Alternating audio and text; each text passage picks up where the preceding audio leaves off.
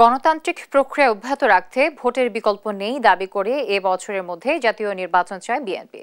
ঢাকায় নিযুক্ত ইউরোপীয় ইউনিয়নের রাষ্ট্রদূত মাইকেল মিলারের সঙ্গে বিএনপি মহাসচিবের সাক্ষাৎ শেষে একথা জানান দলের স্থায়ী কমিটির সদস্য আমির খসরু মাহমুদ চৌধুরী।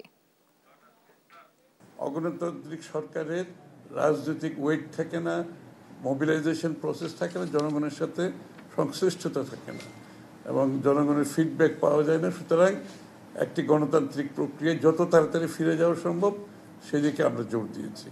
আর সংস্কারের ব্যাপারে যেটা কথা হয়েছে সেটা হচ্ছে যেই বিষয়ে, যে কয়টি বিষয়ে আমরা ঐক্যমতে যেতে পারবো সেগুলো ইমিডিয়েটলি করা যেতে পারে, সেগুলোর জন্য সময় নেওয়ার কোনো কারণ নাই। আর যেগুলোতে ঐক্যমত হবে না সেগুলো আগামী দিনে নির্বাচনে প্রত্যেকটি দল জনগণের কাছে নিয়ে যাবে, তাদের যে ম্যান্ডেট, তাদের যে প্রোগ্রাম নিয়ে যাবে। জনগণের ম্যান্ডেট নিয়ে আগামী সংসদে সেগুলো পেশ করা হবে।